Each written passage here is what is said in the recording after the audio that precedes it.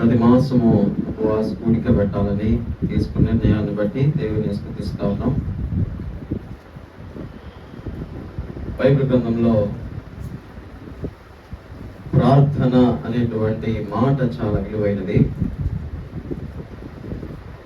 మెలకు కలిగిన ప్రార్థన, కన్నీటి ప్రార్థన, మోకాళ్ళ ప్రార్థన, నిత్యము విసుగక చేయు ప్రార్థన, వేకుజాము ప్రార్థన, ఉపవాస ప్రార్థన, ఇలాగా ప్రార్థనల గురించి చాలా మాటలు బైబిల్ గ్రంథంలో మనం చదువుకోవచ్చు.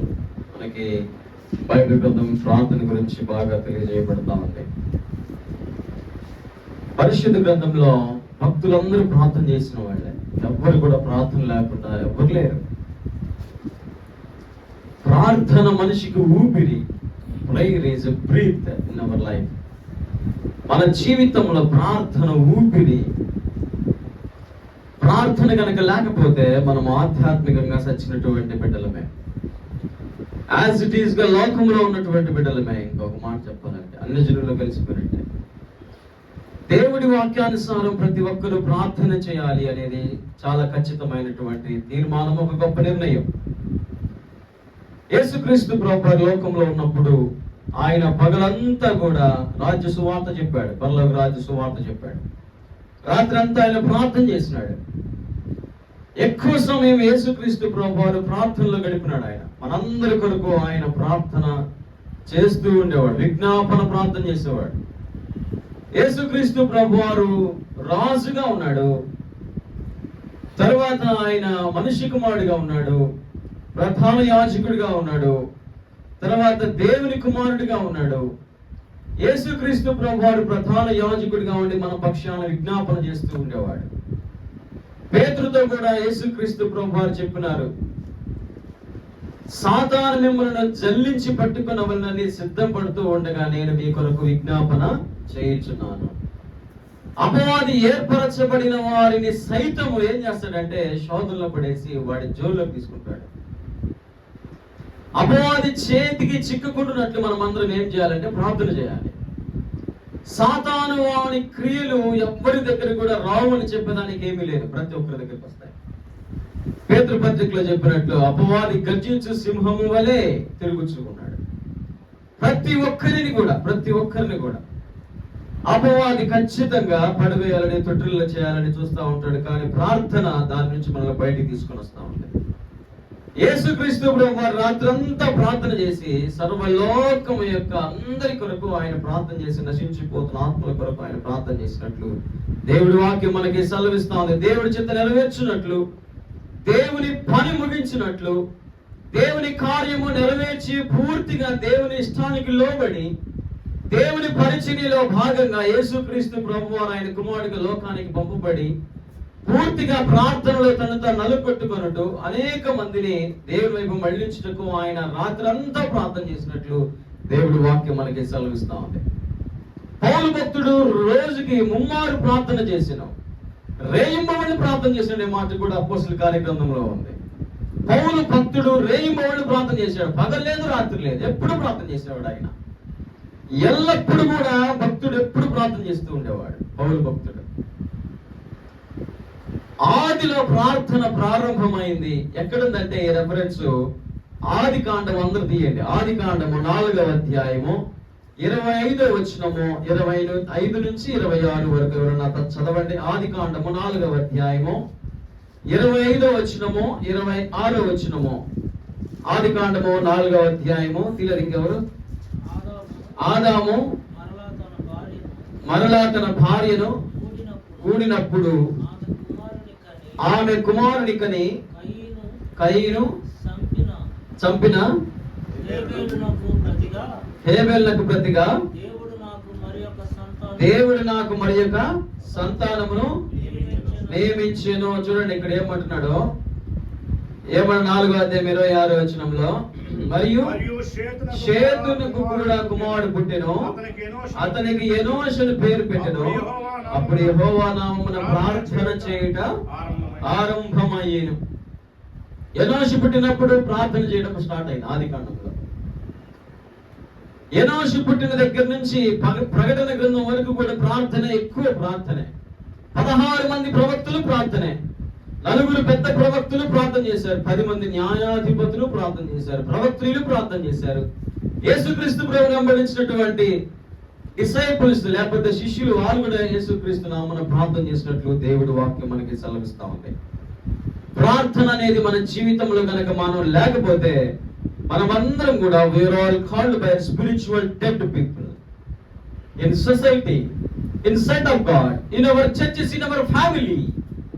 కుటుంబంలో, సంఘంలో, సమాజంలో, దేవుని ఎదుట, కాపరి ఎదుట, విశ్వాస ఎదుట, భార్య ఎదుట, బంధుమిత్రుల ఎదుట ప్రార్థన లేని జీవితం ఆధ్యాత్మికంగా చనిపోయిన జీవితం. Just we are all rectify ourselves, just we are all criticize ourselves today. ఈ దినము మనం పరిశీలన చేసుకొని, పరీక్ష చేసుకొని ప్రార్థన ఎంత మేరకు చేస్తున్నాం, మన ఇంట్లో ప్రార్థన ద్వారా ఆశీర్వాదాలు పొందుకోవడానికి ఎంతమంది సిద్ధపడుతున్నారు, ఎంతమంది ప్రార్థన లేక భయంకరమైన స్థితిగతిలోనికి నెట్టివేయబడుతున్నారు. చాలా మంది కుటుంబాల్లో కుటుంబ ప్రార్థనలు లేవు, చాలా మంది కుటుంబాల్లో బిడ్డలకి ప్రార్థన లేదు, చాలా మంది కుటుంబాల్లో తల్లిదండ్రులు ప్రార్థన చేయరు, చాలా మంది కుటుంబాల్లో దేవుడికి ఆధిక్యత లేదు, చాలా మంది కుటుంబాల్లో ప్రార్థన అంటే తెలియని కుటుంబాలు చాలా ఉన్నాయి. దేవుడికి టైం ఇచ్చేటువంటి అనుభవం ఎవరికి కూడా లేదు. 24 గంటల్లో 2.5 గంట సేపు మనం ప్రార్థన చేయాలి. 2.5 గంట సేపు మనం ప్రార్థన 24 గంటల దశమ భాగం సమయంలో తీస్తే ఎంతసేపు? 2.5 గంట సేపు మనం మోకాళ్ళు వేసి ప్రార్థన చేయాలి. మోకాళ్ళ ప్రార్థన ఎవరైతే చేస్తారో అద్భుతమైన ఆశీర్వాదాలు చూస్తారు. బక్సింగయ్య గారికి మోకాళ్ళ వీరుడు అనేటువంటి పేరు సంపాదించాడు ఆయన. ఇప్పటికి కూడా బక్సింగయ్య గారు ఆర్టీసీ క్రాస్ రోడ్స్ దగ్గర సికింద్రాబాద్ లో ఇప్పటికీ కూడా ఆయన కట్టినటువంటి హెబ్రోన్ చర్చిలో ఆ మోకాళ్ళు ఎంత లోతున్నాయో ఇప్పటికి కూడా ఉన్నాయి, మీరు ఏమై చూడొచ్చు. సజీవ సాక్ష్యం అది. బక్సింగయ్య గారు మోకాళ్ళు వేసి ఒకటే ప్లేస్ లో వేసి మన ముంజే ఎంత లోతులు ఉన్నటువంటి ఇప్పటికి కూడా సికింద్రాబాద్ చర్చిలో ఉన్నాయి, మీరు ఎవరైనా వెళ్ళి చూడొచ్చు. ఇప్పటికి కూడా ఈ దినం మీరు నైట్కి బస్ ఎక్కి పొద్దున పోయి తీసినా కూడా ఇబ్బంది లేదు. మోకాళ్ళ వీరుడు అనేటువంటి పేరు సంపాదించుకున్నారు బక్సింగయ్య గారు. ఎక్కువసేపు ఆయన ప్రార్థన చేసేవాడు, దేవునితో మాట్లాడేవాడు. ప్రార్థన కనుక లేకపోతే మనం దేవునితో మాట్లాడలేము. ప్రార్థన అంటే మనం దేవునితో మాట్లాడటము. దేవుడు వాక్యం ద్వారా మనతో మాట్లాడతాడు.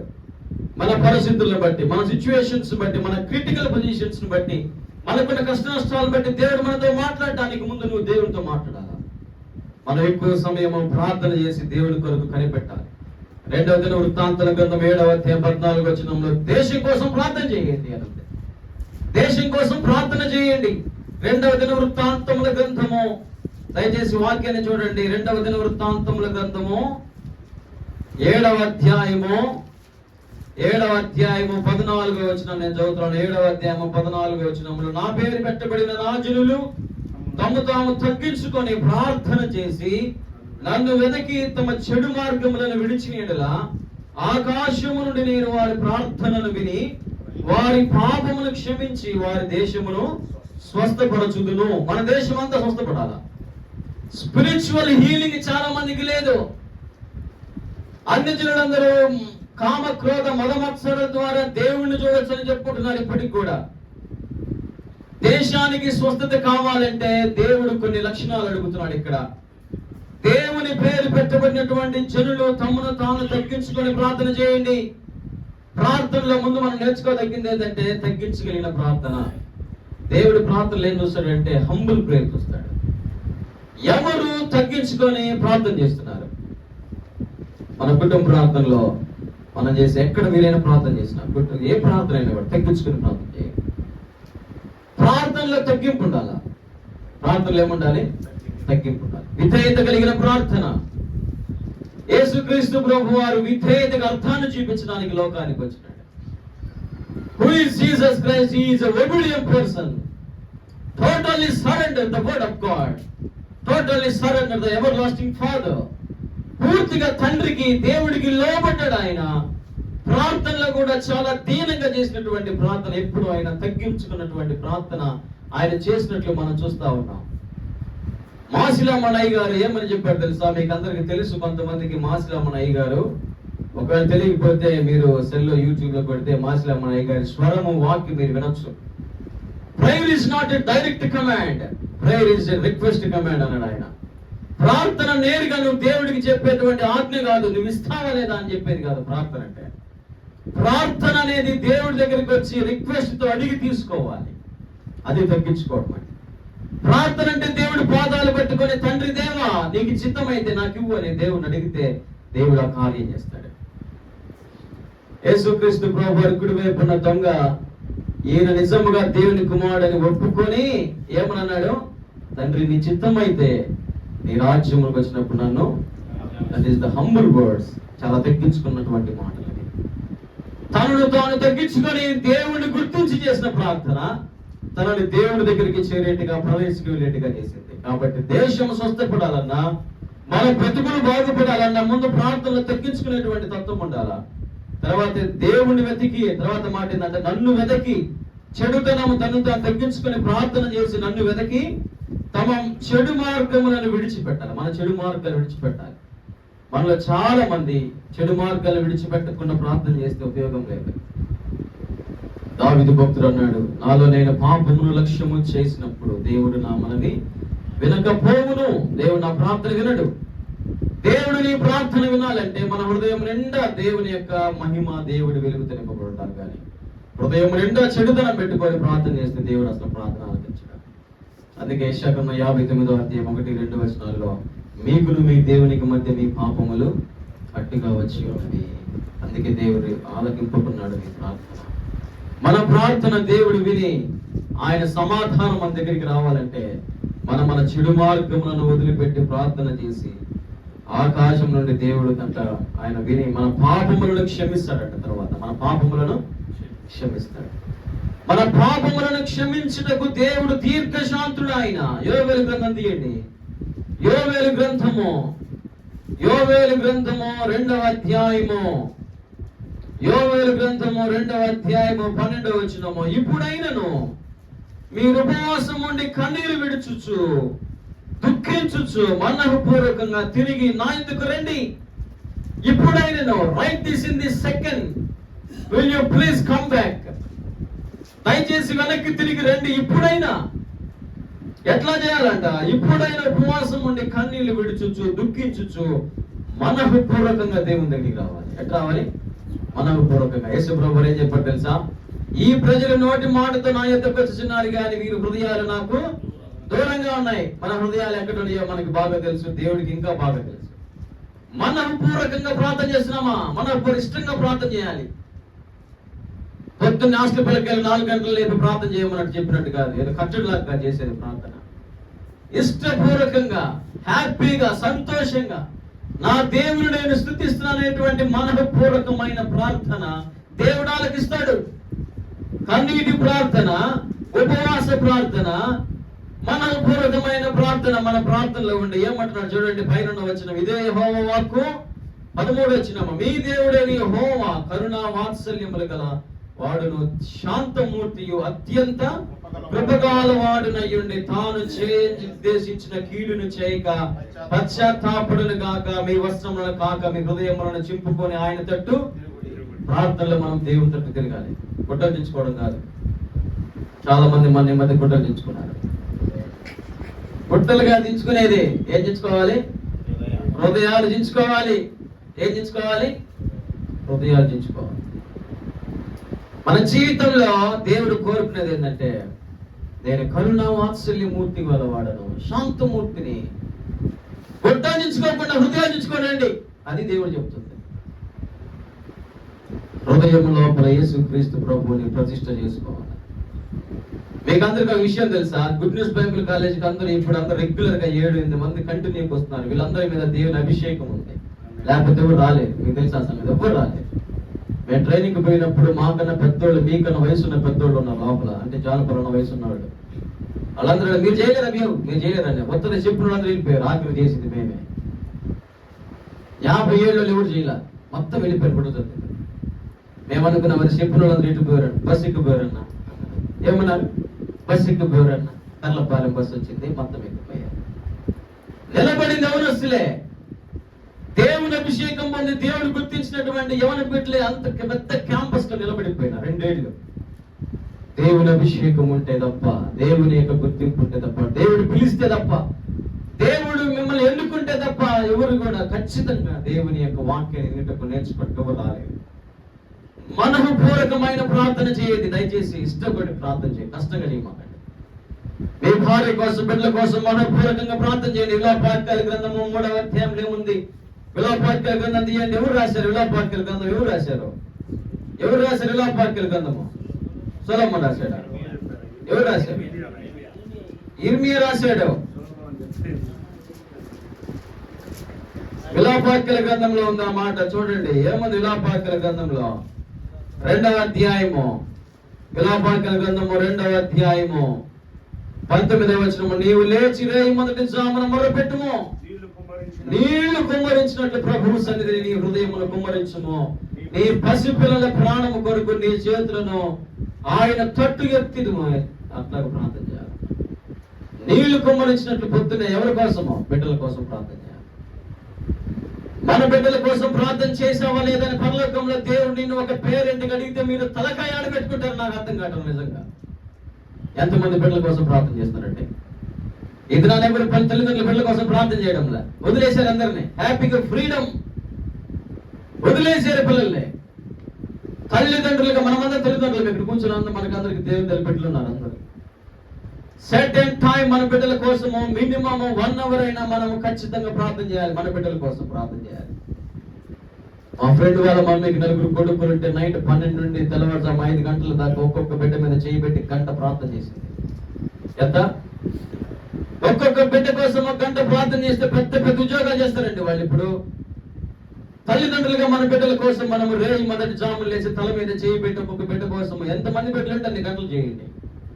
2 బిడ్డలు ఉంటే తండ్రులు 2 చేయి, 2 గంటలు సరిపోదు. మన జీవితంలో బిడ్డల కోసం ప్రార్థన మనం చేయాలి. పొద్దున్నే లేచి ప్రార్థన చేయాలి. మద్దిపాడు పెట్టి దాకేది కాదు. చాలా మంది పొద్దున్న మద్దిపాడు పెట్టి దాకా వచ్చాం. ఏదో పెద్ద గొప్ప మిస్టర్ టీ గారు పెట్టి దాకా వచ్చామన్నా, అది గౌస్ గారు పెట్టి పొద్దున్నే టీ తాగేది. అది నువ్వు చేసి అందరు తాగుతారు టీ. పొద్దున్న లేచి ప్రార్థన చేసామని చెప్పిన వాడు క్రైస్తవులండి. వాళ్ళు నిజమైన బిడ్డలు. మిస్టర్ టీ ఆడికి పోదు, గౌస్ టీ ఆడికి పోదు. వాళ్ళు తీసుకొచ్చి ఇంట్లో మనం కూడా కాపించుకోవచ్చు కావాలంటే. Early morning to praise our God, early morning to pray over God, early morning you just see your God. దేవుణ్ణి చూడండి, ప్రార్థన చేయండి, స్తుతించండి. అవన్నీ ఏమి లేకుండా మనం అందరం కూడా బాగా ఎదిగిపోవాలని కోరుకోవడం మనం మూర్ఖత్వం. ప్రార్థన లేని జీవితం చాలా వ్యర్థమండి. దయచేసి గమనించాలి. 4 భక్తులు ప్రార్థన చెప్పి వాక్యం ముగించేస్తారు తొందరగా. ఇది ఎక్కువసేపు చెప్తాను, మీరేమనుకుంటారు? సంఖ్యాకాండము మోషే ఏమని ప్రార్థన చేస్తున్నాడు చూద్దాం. మోషే ప్రార్థన సంఖ్యాకాండము 14వ అధ్యాయము, సంఖ్యాకాండము 14వ అధ్యాయము, సంఖ్యాకాండం 14వ అధ్యాయము 13వ వచనం నుంచి. సంఖ్యాకాండము 14వ అధ్యాయము.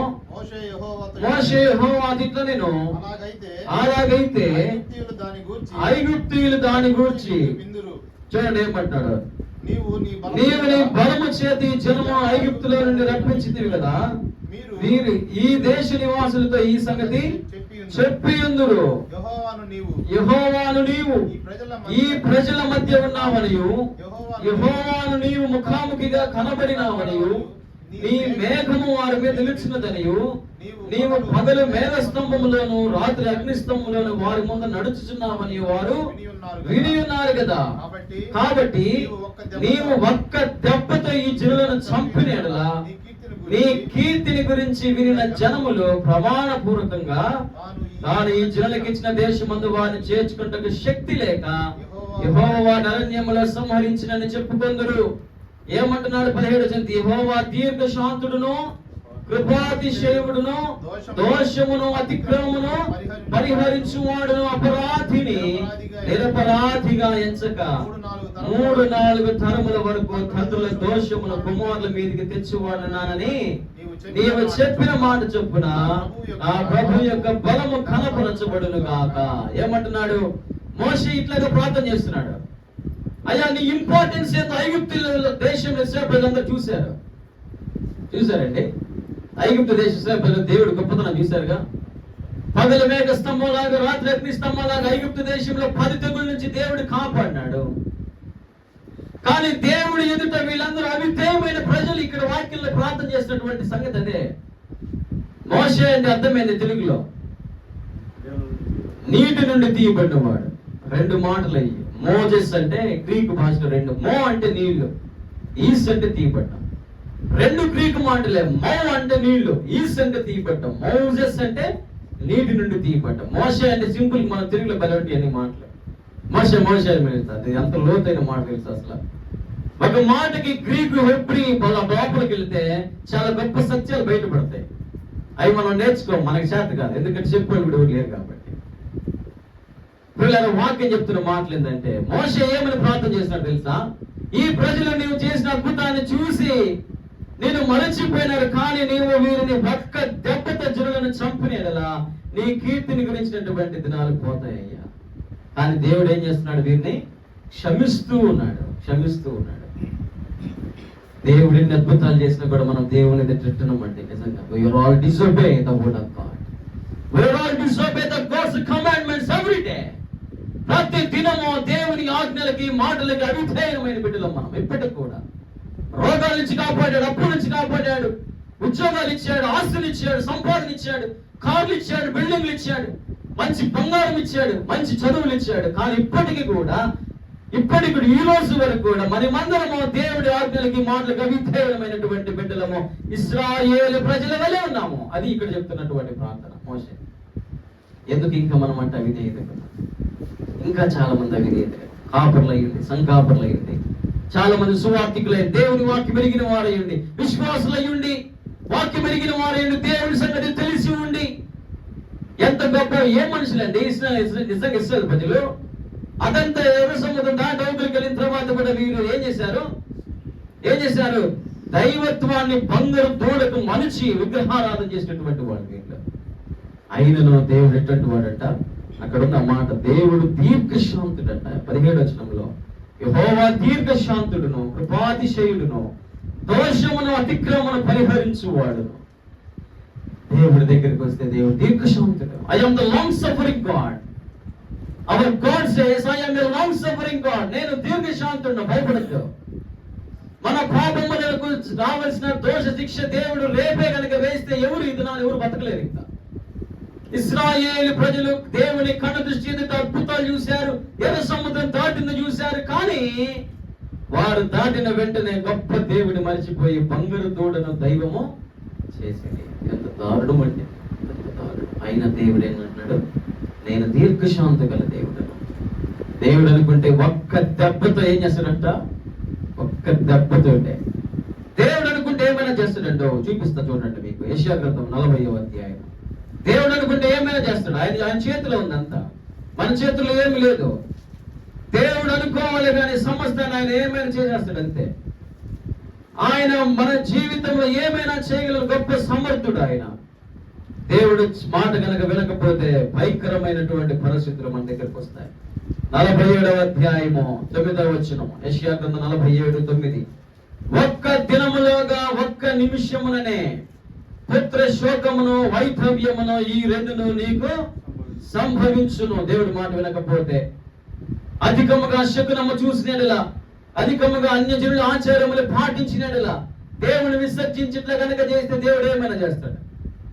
ఒక్క దినములాగానే అంట, ఒక్క దినములోగానే. ఇందాక చదువుకున్నాం కదా, ఒక్క దెబ్బతోటి దేవుడు ఏమైనా చేయగలడు. ఇందాక సంఖ్యాకాండంలో మనం చదువుకున్నట్టు దేవుడు ఒక్క దినములో 2 చూపిస్తాడు. జాగ్రత్త. నేను నిజంగా నా జీవితంలో నేను ప్రతిదానికి, చాలా మంది పెద్దోళ్ళు అంటుంటారు కీడించి మేలంచండి అంట. అది చాలా మంచి మాట. కానీ be ready to any critical situation. మన జీవితం ఎప్పుడు లగ్జరీగా ఉంటుంది ఎవరు అనుకోమంటే, ఎప్పుడు కూడా మనం ఎట్టాగా తిరుగుతాం, ఏసీ కార్లలో ఉంటాం, ఎప్పుడు అనుకోమంటే. ఏ సిచ్యువేషన్ కైనా నువ్వు సిద్ధంగా ఉండాలి. అది క్రైస్తవ జీవితం అంటే. ఏమో జీవితం చాలా బాగుంది, కానీ ఉన్నట్టుండి ఏమైంది? ఒకడు వచ్చాడు, నేను ఒక్కనే వచ్చా నీకు ఈ సంగతి చెప్పడానికి. నీ మొన్న మొత్తం అయిపో అన్నాడు. ఏమన్నాడు? నీకున్న వేల వెంటులు పోయినాయి, పశుపక్షాదులు పోయినాయి, గొర్రెలు పోయినాయి, మేకలు పోయినాయి, ఫలాలు పోయినాయి, మొత్తం అయిపో అన్నాడు వచ్చి. ఇప్పుడు ఏమో రెడీగా ఉన్నాడు అన్ని ఎదుర్కోవడానికి. మన ఇంటికి వచ్చి ఉన్నట్టు చెప్తే గుండె పల్లి తెచ్చిపోతారంటే. Be ready to any critical situation. మన జీవితంలో అది చాలా అవసరం. మనం ఎట్లాంటి పరిస్థితులు అయినా చూడడానికి మనం రెడీగా ఉండాలి, సిద్ధంగా ఉండాలి. అది లేకపోతే చాలా కష్టం. ఇది మోసే చేసిన ప్రార్థన. ఇర్మియా ఏమని ప్రార్థన చేస్తున్నాడు? ఇర్మియా ప్రార్థన చూద్దాం. 14వ అధ్యాయం, ఇర్మియా గ్రంథం 14వ అధ్యాయము 20 నుంచి 22. ఇర్మియా గ్రంథము 14వ అధ్యాయము. ఇర్మియా గురించి బైబిల్ మనకందరికి బాగా తెలుసు. ఇర్మియా గ్రంథం 14వ అధ్యాయము 20వ వచనం నుంచి నేను చదువుతున్నాను. ఈ మాటలు చూడండి. యెహోవా, మా దుర్మార్గతను, మా పితరుల దోషమును మేము ఒప్పుకొనుచున్నాము. నీకు విరోధముగా పాపము చేసినాము. నీ నామమును బట్టి మమ్మల్ని త్రోసివేయకుము. ప్రశస్తమైన నీ సింహాసనమును అవమానపరచుకుము. మాతో నీవు చేసిన నిబంధనను జ్ఞాపకం చేసుకును. దానిని భ్రష్టపరచుకుమి. దానిని ఏమంటాడు? భ్రష్టపరచుకుమి. 22వ వచనం చూడండి. జనముల వ్యర్థ దేవతలలో వర్షము కురిపింపగలవారున్నారు. ఆకాశము ఏదట? ఆకాశము వాననీయగలదా? మా దేవుడని యెహోవా నీవే కదా దాన్ని చేయుచున్నావు. నీవే ఈ క్రియలన్నీ చేయుచున్నావు. నీ కొరకే మేము కనిపెట్టుచున్నాము.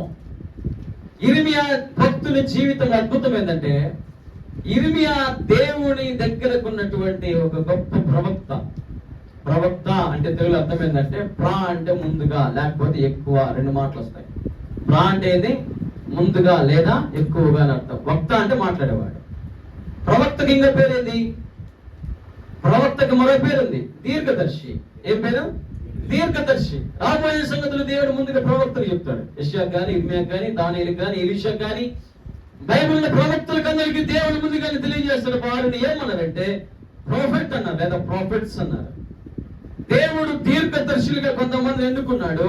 ఇర్మియాని దేవుడు ఎన్నుకున్నప్పుడు ఇర్మియా జీవితం చాలా స్పెషలైజ్డ్ లైఫ్. ఏంటంటే ఇశ్రాయేలీల కొరకు తల జలమయముగా చేసుకొని ఏడ్చి ప్రార్థన చేసేటువంటి వాడు. అది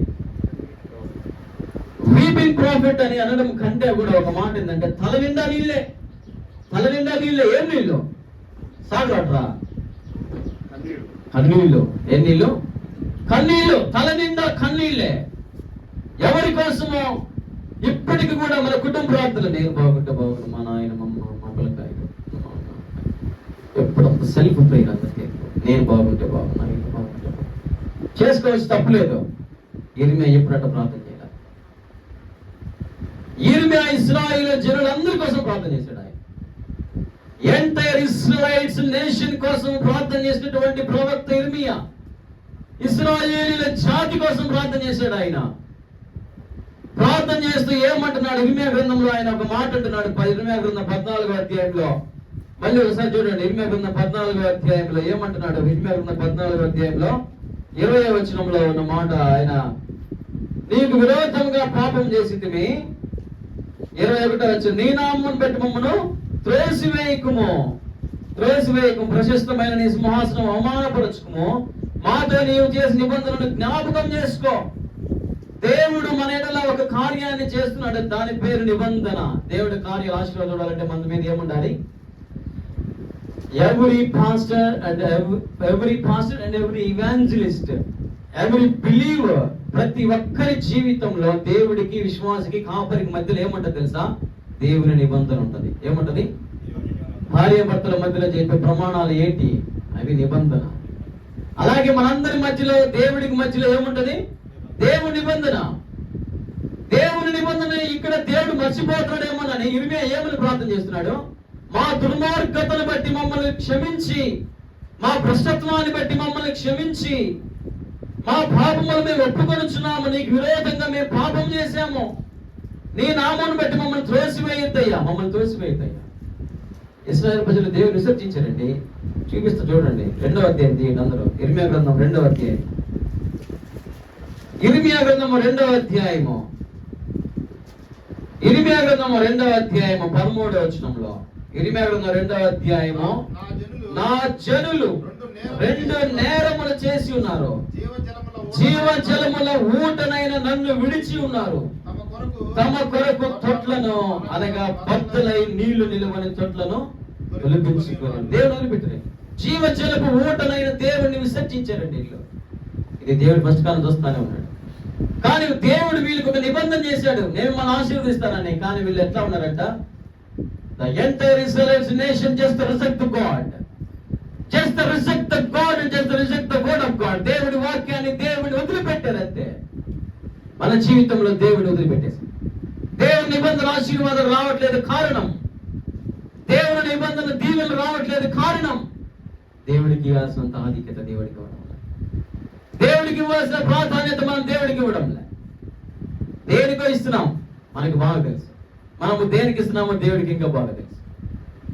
దేవుని నిబంధన మర్చిపోతావేమోనయ్యా, నువ్వు మాకు నిబంధన చేసావని దేవుడు ఇక్కడ అంటున్నాడు. ఇర్మియా భక్తుడు, దేవుడిని మీరు వదిలిపెట్టారు, నా చెరులు 2 నేరములు చేశారు.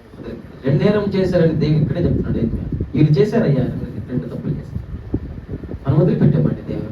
జీవజలపు ఓటు అంట. ఎవరైనా ఎవరు జీవజలపు ఓట? దేవుడు.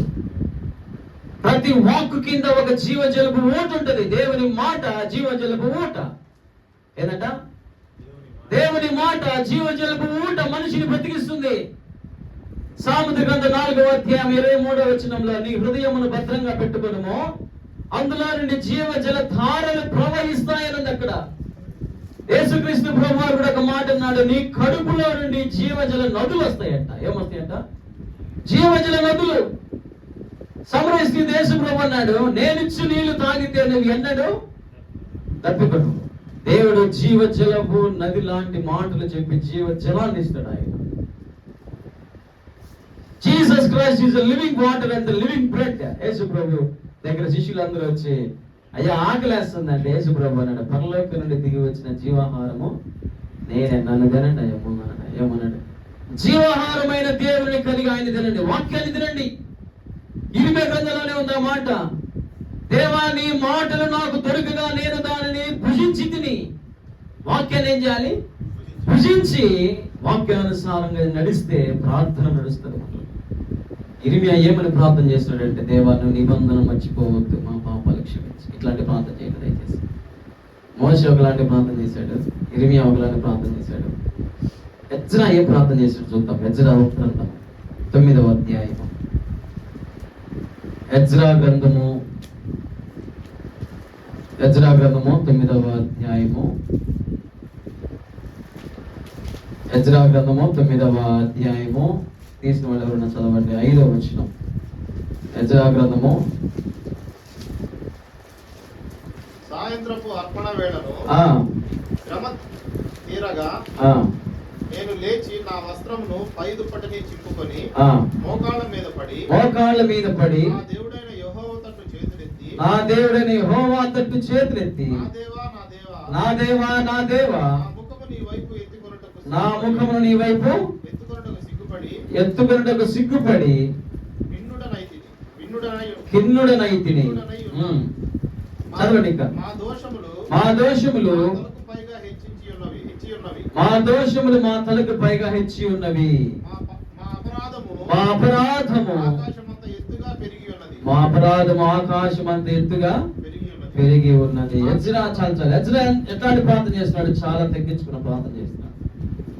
ఎజ్రా ప్రార్థన చాలా తగ్గించుకున్న ప్రార్థన, దేవుడికి ఇష్టపూర్వకమైన ప్రార్థన. 9వ అధ్యాయము 5వ వచనములో ఆయన అంటున్నాడు, పై దుప్పటిని చింపుకొని మోకాళ్ళు వేసాడు. పై దుప్పటి తీసుకోవాలి. చాలా మంది పైన ఒక టవల్ వేసుకుంటారు ఆనర్గా. మన పెద్దవాళ్ళందరూ రైతులు కానీ ఎవరైనా ఆనర్గా వేసుకుంటారు. పెద్ద రకం మంది. చాలా మంది మొహం తుడుచుకొని మొహం తుడుచుకోవచ్చు, స్నానం చేయించు, పంట తెచ్చుకోవచ్చు. కానీ టవల్ దేనికి? పైన గౌరవానికి, ప్రాముఖ్యం గౌరవానికి, ఆనర్ అన్నమాట. ప్రార్థన చేసేటప్పుడు ఈయన ఏం చేశాడు? ఇంకోటి వేసుకున్నాడా? తీసేసాడు. ఏం చేశాడు? తీసేసి పక్కన పెట్టేశాడు, పూర్తి తీసేసాడు. తర్వాత ఏం చేశాడంట? మోకాళ్ళ మీద పట్టాడంట. మోకాళ్ళ మీద పడి 9వ అధ్యాయం 5వ వచనంలో, పై దుప్పటి చింపుకొని మోకాళ్ళ మీద పడి నా దేవుడిని యెహోవా తట్టు చేతులెత్తి నా ముఖము నీ వైపు ఎత్తుకొనుటకు సిగ్గుపడి కిన్నుడనై ఉన్నాను, మా దోషములు మా తలకు పైగా వచ్చి ఉన్నాయి, హెచ్చి ఉన్నవి. మన దోషాలు ఎత్తున్నాయంట. మన తలకు పైగా ఉన్నాయి. ఇదే ప్రార్థన ఎవరు చేశాడు? ఇంకొక ఆయన చేశాడు ఇదే ప్రార్థన. దావీదు భక్తుడు కూడా ఇదే ప్రార్థన చేశాడు. మా దోషములు మా తలకు పైగా ఉన్నాయి. పాపులు నేను ప్రధానుని అని పౌలు భక్తుడు అన్నాడు. మా పాపాలు మా తలకి మించిపోయి అని ఎజ్రా భక్తుడు దావీదు భక్తుడు అంటున్నాడు. ప్రార్థన చేసేటప్పుడు మన పాపాలు మనం ఒప్పుకోవాలా. Just the sin of confessing, పాపమును మీరు ఒప్పుకొనుడి, పాపమును మనం ఒప్పుకొని ప్రార్థన చేయాలి.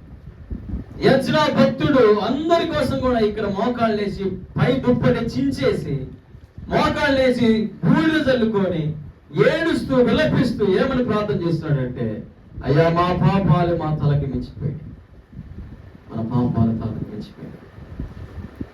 అతిక్రమములు దాచిపెట్టేవాడు వర్ధిల్లడు, వాటిని ఒప్పుకొని విడిచిపెట్టేవారికి కనికరం వస్తుంది. ఎజ్రా తన నేషన్ అందరి కోసం, తన జాతి అందరి కోసం. ఎజ్రా ఎవరు ఇక్కడ? ఎవరు ఎజ్రా ఇక్కడ? శాస్త్రి. ఎవరైనా శాస్త్రి. బయట ఉన్న ఎజ్రా శాస్త్రి అని చెప్పేది, ఇక్కడ ఉన్న ఎజ్రా కూడా ఎవరు? శాస్త్రి. శాస్త్రులు, ప్రధానులు, బైబిల్లో ఉన్నటువంటి వారు. ఎజ్రా తగ్గించుకొని ఎంత గొప్పటి ప్రార్థన చేస్తున్నాడు. మన జీవితంలో అటువంటి ప్రార్థన, మన జీవితంలో అటువంటి ప్రార్థన చాలా అవసరం. ఎందుకంటే చదువుకునే టైం చాలా అయిపోయినట్టు. పాదకు ఒకటి అయింది. నెహెమ్యా ప్రార్థన 1వ అధ్యాయం 4 నుంచి 11 వరకు ఉంటుంది. నేను చదవట్లేదు. మోషే చేసిన ప్రార్థన తెలుసుకున్నాం, ఇర్మియా చేసిన ప్రార్థన తెలుసుకున్నాం, ఎజ్రా చేసిన ప్రార్థన తెలుసుకున్నాం. దానియేలు గ్రంథం 9వ అధ్యాయంలో దానియేలు కూడా రోజుకు 3 ప్రార్థన చేశాడు. దాని రోజుకు 3 ప్రార్థన చేస్తా ఉన్నాడు, కనిపెట్టి ప్రార్థన చేస్తున్నాడు. ఎంతమంది పురుషుల ప్రార్థన తెలుసుకున్నాం కదా. ఎస్తేరు దగ్గరికి ఒక ఆయన వచ్చాడు, పరిగెత్తుకు వచ్చాడు. ఎస్తేరు దగ్గరికి ఒక ఆయన, ఆయన పేరేంది? మొర్దెకై. పరిగెత్తుకొని వచ్చాడు. అమ్మ, ఇశ్రాయేలు జాతి మొత్తాన్ని నశింప చేయాలని రాజు ఒక శాసనాన్ని రాసినాడు. ఈ సంగతి రాజ్యం అంతటా బయలుపరచబడింది. హామాను అనేటువంటి వాడు ఉరికైని సిద్ధపరిచినాడు అనేటువంటి మాటలు ఎస్తేరుకి చెప్పిన వెంటనే ఎస్తేరు కూడా ఏం చెప్పింది? నా కొరకు, రాజు దయ కొరకు, దేవుని దయ నా మీద ఉండుట కొరకు 3 దినములు ఉపవాసం ఉండి ప్రార్థన చేయి. నీకు చెప్తున్నాను, మనం వాళ్ళందరికీ చెప్పు. ఎవరు చెప్పమనేది? 3 దినాలు ఉపవాసం ఉండి ప్రార్థన చేయి. ఎవరి కొరకు? మన జాతి కొరకు, మన యొక్క రాజ్యం కొరకు ప్రార్థన చేయమని. ఎస్తేరు అంటే తెలుగులో అర్థం ఏం తెలుసా? చెప్పండి ఎవరైనా. నక్షత్రం. ఎవరు స్టూడెంట్స్ పలకడం? సరే, స్టూడెంట్స్ నేర్చుకుంటున్నారు. నక్షత్రం ఏం చేస్తారంటే నక్షత్రం లాగా వెలిగిందండి ఆవిడ. ఒక్క స్త్రీ నక్షత్రం లాగా వెలిగింది. నక్షత్రం అనేటువంటి పేరు సార్థకం చేసుకుంది. బైబిల్ గ్రంథంలో ఎస్తేరు 3 నెలల ఉపవాసం ఉండి ఏం చేసింది? తర్వాత రాజు రాసిన శాసనమును రాజు దయ పొందిన తర్వాత కూర్చొని, రాజు దగ్గర కూర్చొని ఏం చెప్పింది? అమ్మ, ఏం కావాలని అడిగాడు. ఏం చెప్పింది ఈవిడ? నువ్వు రాసిన రాజు శాసనాన్ని తిరిగి రాపించే. చప్పట్లు కొట్టండి గట్టిగా గట్టిగా. రిపీట్ రాపించేసింది అంతే. నా జాతి నశింపకున్నట్లు ఈ శాసనం తిరిగి రాపించారు. మరి ఏ స్వర్ణాంగుళీయము తోటి రాజు రాశాడో అదే స్వర్ణాంగుళీయం తోటి ఈ శాసనాన్ని కొట్టివేస్తున్నాను. ఎవరైతే ఉరికొయ్యని సిద్ధపరిచారు అదే ఉరికొయ్యకి హామానుని వేలాడారు. That is the power of prayer. అది ప్రార్థన శక్తి. రాజు శాసనం తిరిగి రాసినటువంటి ఒకే ఒక్క స్త్రీ బైబిల్ ఎవరంటే ఎస్తేరు. ఎస్తేరు నక్షత్రంలాగా తన జనుల కొరకు వెలిగించబడింది. దానియేలు గ్రంథం 12వ అధ్యాయంలో లాస్ట్ చాప్టర్ అయిపోయింది. వాక్యం నాకు అది గురించి వస్తున్నారు. దానియేలు గ్రంథం 12వ అధ్యాయము, దానియేలు గ్రంథము 12వ అధ్యాయము 3వ వచనంలో, బుద్ధిమంతులైతే ఆకాశ మండలంలోని జ్యోతులను పోలిన వారై ప్రకాశించ నీతి మార్గం అనుసరించి నడుచుకున్నట్లు ఎవరు అనేకులను త్రిప్పుదురో వారు నక్షత్రముల వలె నిరంతరము. ఎవరిక్కడ నక్షత్రంలాగా ప్రకాశించింది? ఎవరంటే ఎస్తేరు. అనేకులను దేవుడి వైపు తిప్పింది. Entire the king. రాజు కూడా తిప్పేసింది ఆవిడ. రాజు కూడా తిప్పేసింది. రాజు కూడా తిప్పి పక్కన కూర్చోబెట్టింది. ఎస్తేరు దేవుని దయ కొరకు, రాజు దయ కొరకు కనిపెట్టడానికి ముందు 3 దినాలు ప్రార్థన చేయబడింది. తను కూడా ప్రార్థన చేసి 3 దినాల ఉపవాస ప్రార్థన. మన జీవితంలో అది చాలా గొప్ప ప్రార్థన. ఉపవాస ప్రార్థన చాలా మంది చేయలేరు, కొంతమంది బాగా చేయగలరు. అలాగా ఎక్కువసేపు ఏమి తినకుండా చేస్తున్నారంటే దేవుని ఆత్మ వారికి వెళ్తున్నారు. కొంతమంది చేయలేరు, తట్టుకోలేరు, అంటే అలవాటు లేదు అనమాట ప్రార్థనకి. అట్లాగా వారి బాడీని వారు మలుచుకోకుండా ఉంటుంటారు. దేవుడి సహాయంతో మనం ఉపవాస ప్రార్థన మనం చేయొచ్చు. దేవా, నేను ఉపవాస ప్రార్థన చేయాలని తీర్మానించుకున్నాను, నాకు అటువంటి దయచేయమని దేవుని దగ్గరికి అడిగితే దేవుడు ఖచ్చితంగా చేస్తాడు. ఎస్తేరు రాజు శాసనాన్ని తిరిగి రాయించి తన జనులను కాపాడుతుంది, తన యూదా జనుల మొత్తాన్ని కాపాడుతుంది ఎస్తేరు. మనం ఇటువంటి ప్రార్థన చేస్తున్నాం. మోషే అన్నాడు, దేవా, ఒక్క దెబ్బతో వీళ్ళందరినీ నువ్వు విధి చేయగలవు, కానీ వీరు నువ్వు దీర్ఘశాంతుడివి. ఇర్మియా ఏమన్నాడు, మా నిబంధనను జ్ఞాపకం చేసుకో. రైతు మా నిబంధన జ్ఞాపకం చేసుకో. నువ్వు నిబంధన చేసావు, మా జనులు ఎన్ని నేరములు చేశావు, మేము ఒప్పుకుంటున్నాం. నువ్వు మమ్మల్ని మాయలో చేసిన నిబంధనను జ్ఞాపకం చేసుకో. ఎట్లాంటి ప్రార్థన చేశాడు, పై దుప్పటి చించేసి మోకాళ్ళేసి, మా పాపాలు మా తలకి మించిపోయినాయ్యా. That is the keyword, the prayer of Ezra. ప్రార్థన చేసినటువంటి ప్రార్థనలు కీవర్డ్ ఏంటంటే, మా పాపాలు మా తలకి మించిపోయినాయని ఒప్పుకున్నాడు ఆయన. అట్లాంటి ప్రార్థన చేయాలి మనం. మన ప్రార్థనలో తగ్గించుకోవడం అంటే అర్థం ఏంటంటే, నేను ఒట్టివాడిని, నాలో ఏమి లేదు, నేను నీ దృష్టి ఎదుట చాలా ధీరుడని అనుకోవాలి. సొలొమోను రాసిన సామెతలో సొలొమోను అన్నాడు, అయ్యా, నువ్వు ఆకాశం అందున్నావు, నేను భూమి ఎందున్నాను, నా మాటలు కొద్దిగా ఉండవలెను, నేను తగ్గవలెను, నీవు. దేవుని మాటలు, దేవుని మనం ఎప్పుడైతే హెచ్చిస్తామో, దేవుని దగ్గరికి వచ్చి ఎప్పుడైతే మనం తగ్గించుకున్నటువంటి ప్రార్థన చేస్తామో, దేవుడు అందరినీ కూడా కాపాడతాడు. అమెరికా దేశస్తులు నల్ల జాతి వారిని చాలా తక్కువగా చూస్తూ ఉన్నారు, అవును కదా? దానికి రిఫర్మేషన్ తీసుకొచ్చింది ఎవరు? Nelson Mandela. నెల్సన్ మండేలా అనేటువంటి వ్యక్తి అమెరికన్స్ తో పాటు వీళ్ళని కూడా చూడాలి అనేటువంటి స్థితిని, గొప్ప తీర్మానాన్ని, ఒక సంస్కరణ ఉద్యమాన్ని తీసుకొచ్చి, అయ్యా, ఒకళ్ళు ఇద్దరు లేకపోతే నల్ల జాతులు తెల్ల జాతులు అనేం లేదు, అందరూ సమానమే అని నెల్సన్ మండేలా ప్రార్థనతో కనిపెట్టి జయించాడు ఆయన. అదే మన ప్రార్థన. చాలా మంది జీవితాల్లో ప్రార్థన ఉంటుంది, కానీ ఏముండదు తెలుసా? సహనం ఉండదు. ఏముండదు? సహనం ఉండదు. ఎన్నిసార్లు పోటీ చేసి ఉంటాడంటే అబ్రహాం లింకన్? అంతేనన్నా? 14 సార్లు, ఇంకా ఎక్కువ అనుకుంటున్నాను. సరే, ఎంతో కొంత సంఖ్య అనుకున్నాను. చాలా సార్లు పోటీ చేశాడు ఆయన. మొత్తం మీద గెలిచాడు కదా, మొత్తం మీద గెలిచాడు. అబ్రహాం లింకన్ ప్రెసిడెంట్ అయ్యాడు ఇప్పుడు అమెరికాకి. ఒక పెద్ద రౌండ్ టేబుల్ సమావేశం నడుస్తూ ఉంది. ప్రెసిడెంట్ ఆఫ్ అమెరికా అన్నాడు, ఆయన ప్రెసిడెంట్ ఉన్నాడు, అందరూ కూర్చుని మాట్లాడుతూ ఉన్నారు. భయంకరమైన కోపంతో అబ్రహాం లింకన్ భార్య ఇంటికాడ నుంచి బయలుదేరి వచ్చింది. ఎవరి మీద కోపంతో? అబ్రహాం లింకన్ మీద కోపంతో పరిగెత్తుకొచ్చి బయట వాచ్మెన్ ఆపేస్తా ఉంటే ఆవిడ తోసుకుని వచ్చింది లోపలికి. ఇంకా మెయిన్ డోర్ దగ్గర కూడా వచ్చేసింది.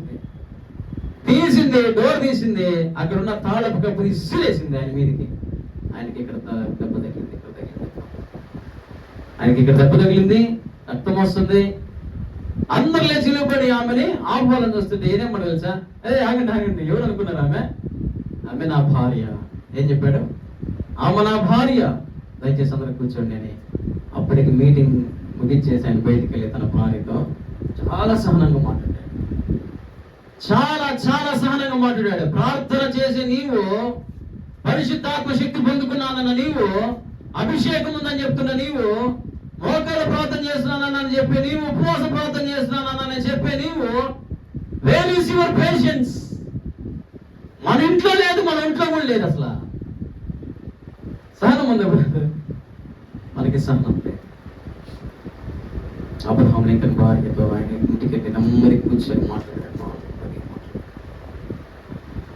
విలియం కేరీ భక్తుడు, బాప్టిస్ట్ పితామహుడు, కలకత్తాలో సిరంపూర్ యూనివర్సిటీ నిర్మించిన ఆయన, ఇదిగో ఇప్పుడే వస్తానని చెప్పి బయటికి వెళ్ళిన ఆయన కొన్ని సంవత్సరాల తర్వాత ఇంటికి వచ్చేసప్పటికి భార్యకి పిచ్చి పట్టింది. ఏం పట్టింది?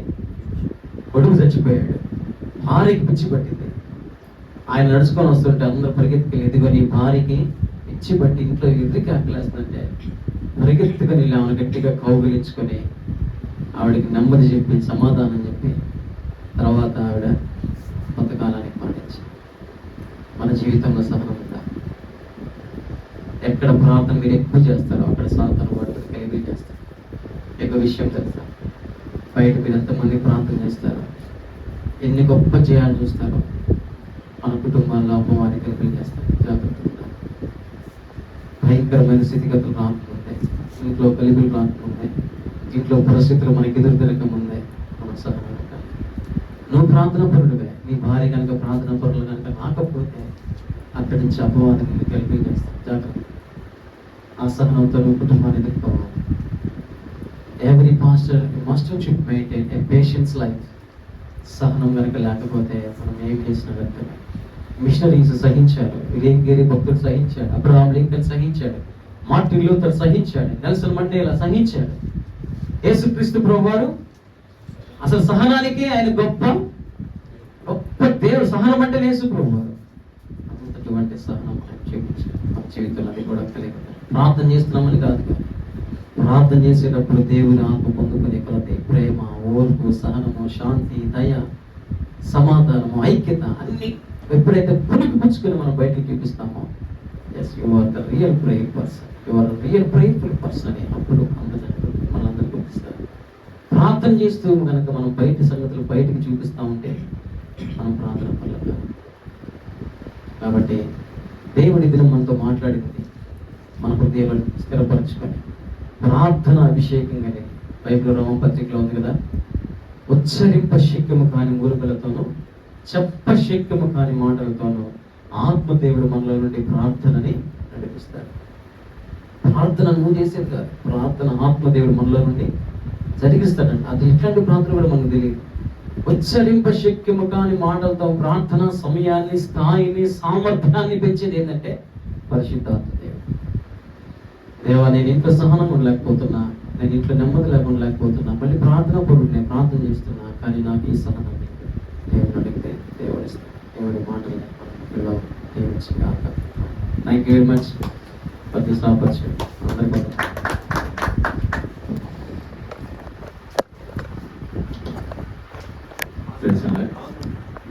దేవుడు ప్రార్థన యొక్క ప్రాధాన్యతను దయచేసి మరుగుపరిచి ఆయన ద్వారా మనతో మాట్లాడాడు. ఆ జీవితంలో ప్రార్థన ఎంత ప్రాధాన్యమైనదో, ఏ కుటుంబంలో అయితే ప్రార్థన ఉంటుందో